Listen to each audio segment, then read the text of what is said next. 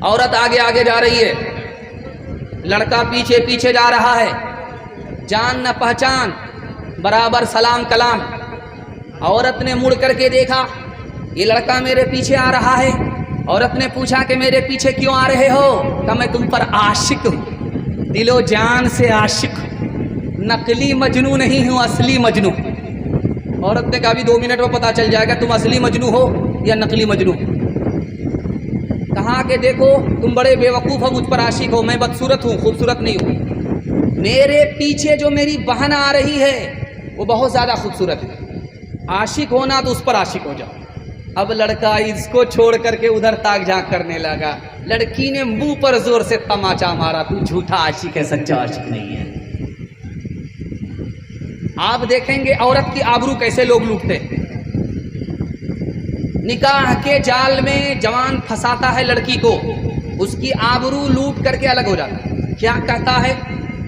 جب کسی لڑکی سے کسی کا فون سے رابطہ ہو گیا تو اس کو کیا کہتا؟ میں تم سے نکاح کروں گا۔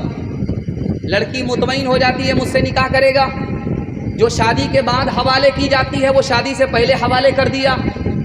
اب وہ مطلب نکال کر کے ایک طرف ہو کر کے کہتا ہے کہ میری ماں تیار نہیں ہے، میرا باپ تیار نہیں ہے۔ مطلب نکل گیا تو پہچان۔ اس طرح عورت کی آبرو لوگ خراب کرتے۔ تیسری بات بتانے کے لیے جا رہا ہوں، بہت دھیان سے سنیے گا۔ صالح علیہ السلام کو اللہ نے اونٹنی عطا کی، وہ اونٹنی کو قتل کس نے کیا؟ یہ راز آپ کو بتا رہا ہوں۔ ایک لڑکی تھی، اس کا نام تھا انیزہ، اس کا قدار نام کے لڑکے سے چکر چل رہا تھا۔ اس لڑکی نے کہا میں تم سے نکاح کروں گی اگر نبی کی اونٹنی کو تم قتل کر دو۔ لڑکا عاشق تھا، مجنوں تھا، آؤ نہ دیکھا تاؤ۔ نبی کی اونٹنی کو اللہ، نبی کے معجزے کو، اللہ کی قدرت کو اس نے جیسے ہی قتل کیا، اللہ نے عشق کے چکر میں نبی کے معجزے کو برباد ہونے کے نتیجے میں پوری قوم کو تباہ کر دیا۔ یہ عشق اتنی خطرناک چیز ہے، لوگ اس کو آسان سمجھتے ہیں۔ حضرت علی کے اوپر سر پہ تلوار کس نے چلائی؟ آپ کو سن کر کے حیرت ہوگی۔ قطامہ نام کی لڑکی ہے، اس کا چکر چل رہا ہے عبد الرحمن سے۔ اس لڑکی نے کہا کہ مجھ سے اگر نکاح کرنا چاہتے ہو تو حضرت علی کو راستے سے ہٹانا ہوگا۔ اس نے عشق کے چکر میں لڑکی کو حاصل کرنے کے لیے خلیفہ وقت کے سر پر تلوار چلا دی، خلیفہ وقت کو شہید کر دیا۔ یہ عشق اور محبت کتنی خطرناک چیز ہے۔ ایک بات اور یاد رکھیے، امریکہ کے مصنف کا کہنا ہے کہ 15 سال سے لے کر کے 17 سال کا لڑکا، 14 سال سے لے کر کے 18 سال تک کی لڑکی 3 کام کرتی ہے۔ پہلا کام یہ ہے کہ نکاح ماں باپ کی مرضی کے بغیر کر لیتے ہیں۔ دوسرا کام یہ کرتے ہیں کہ ایک دوسرے کو لے کر کے بھاگ جاتے ہیں۔ تیسرا کام یہ کرتے ہیں جب ایک دوسرے سے مطلب پورا نہیں ہوا تو زہر کھا کر کے مر جاتے ہیں، پھانسی کے پھندے سے لٹک جاتے ہیں۔ یہ کس کا نتیجہ ہے؟ باپ نے اسکرین ٹچ موبائل دے دیا، بیٹا سے اور بیٹی سے بے خبر ہو گیا، سونے گھر میں بکری سباسی، بیٹا خودکشی کر رہا ہے، بیٹی خودکشی کر رہی ہے، ایک دوسرے کو لے کر کے بھاگ رہی ہے، یہاں تک کہ وقت سے پہلے مرضی کے بغیر نکاح۔ ایک مثال پر پیغام ختم کر رہا ہوں۔ آپ کو صرف 3 کام کرنا ہے اگر اپنی بیٹی کو بچانا ہے۔ آج کسی کی بیٹی بھاگ جاتی ہے تو ہنستے ہیں، چوک چوراہے پر چٹکی لیتے ہیں، دیکھیے اس کی بیٹی گئی۔ آج آپ چٹکی لے رہے ہیں، دوسرے پر ہنس رہے ہیں، کل آپ کی بیٹی بھی بھاگ سکتی ہے۔ اس لیے دوسرے پر انگلی اٹھانے سے پہلے 20 بار سوچ لیجیے کہ اس کی باری تو آ گئی، اب کس کی باری ہے۔ آپ کو 3 کام کرنا ہے، انشاءاللہ اللہ آپ کی بیٹی کو فاطمہ اور عائشہ بنائے گا۔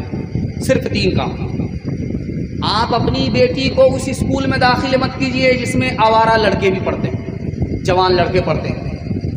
اس اسکول میں پڑھائیے جس میں صرف لڑکی ہی پڑھتی ہے، لڑکا نہیں۔ دوسرا کام، آپ اپنی بیٹی کو اسکرین ٹچ موبائل مت دیجیے۔ اگر آپ نے دے دیا تو اس پر گائیڈ رہیے، پہرا رکھیے، کس سے بات کر رہی ہے، کہاں جا رہی ہے، کہاں سے آ رہی ہے۔ اور تیسری بات جو آپ کے سامنے ہے وہ یہ ہے کہ اگر اللہ نے آپ کو روپیہ پیسہ دیا ہے تو غریب کی بیٹی کو اپنے گھر میں لائیے، فری میں نکاح کیجیے۔ اگر آپ ڈیمانڈ کر کے نکاح کریں گے، اپنی بیٹی کو لڑکوں کے ساتھ پڑھائیں گے، اسکرین ٹچ موبائل دیں گے، تو ابھی تو 3 لاکھ لڑکیاں بھاگی ہیں، اس کے بعد پتہ نہیں کتنے لاکھ لڑکیاں بھاگی۔ ایک مثال ہے، پیغام ختم کر رہا ہوں، دھیان سے سنیے۔ برقعے میں لڑکی نکلی، اس کے شوہر نے کہا او رک جاؤ، یہ برقع ہٹاؤ۔ برقع جب تم پہن لیتی ہو تو مردہ معلوم ہوتی ہے، جیسے کفن لپیٹ دیا گیا۔ لڑکی نے جب دیکھا کہ میرا شوہر برقع کو پسند نہیں کرتا ہے، دوپٹے کو پسند نہیں کرتا، تو اس نے ہٹا دیا برقع۔ آپ بغیر برقعے کے، بغیر اوڑھنی کے وہ لڑکی چل رہی ہے، کسی سے اس کا چکر ہو گیا، لڑکی بھاگ گئی۔ اب اس کا شوہر پولیس اسٹیشن میں آ کر کے رو رہا، رپورٹ لکھا رہا۔ رو کر کے کیا کہتا، اکبر الہ آبادی مرحوم نے کہا، وہ رو کر کے رپورٹ لکھا رہا تھا کہ یہ بھی گئی، وہ بھی گیا، یہ بھی گئی، وہ بھی گیا۔ ہاتھ اٹھا کر کے وعدہ کیجئے انشاءاللہ اپنی بیٹی کو، اپنے گھر کی عورت کو اپنے حال پر نہیں چھوڑیں گے۔ ہاتھ اٹھائیے انشاءاللہ۔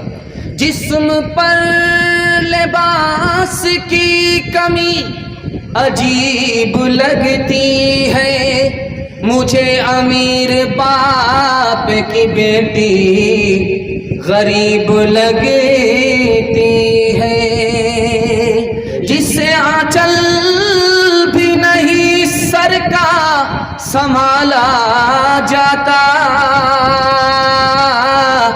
اس سے کیا خاک تیرے گھر کی حفاظت ہوگی۔ کیا گزری ایک پردہ کے مخالف رو رو کے پولیس سے کہتے تھے، کیا گزری ایک پردہ کے مخالف رو رو کے پولیس سے کہتے تھے، کیا گزری ایک پردہ کے مخالف رو رو کے پولیس سے کہتے تھے، عورت بھی گئی زیور بھی گیا، دولت بھی گئی عزت بھی گئی، عورت بھی گئی زیور بھی گیا، دولت بھی گئی عزت بھی گئی۔ چپل ہے اونچے ہیل کی اور اونٹنی سی چال، ہونٹوں پہ لپسٹک لگا کہ کر رہی ہے لال۔ چپل ہے اونچے ہیل کی اور اونٹنی سی چال، ہونٹوں پہ لپسٹک لگا کہ کر رہی ہے لال۔ شوہر کے سامنے کوئی زینت نہیں رہی، بی فاطمہ سی اب کوئی عورت نہیں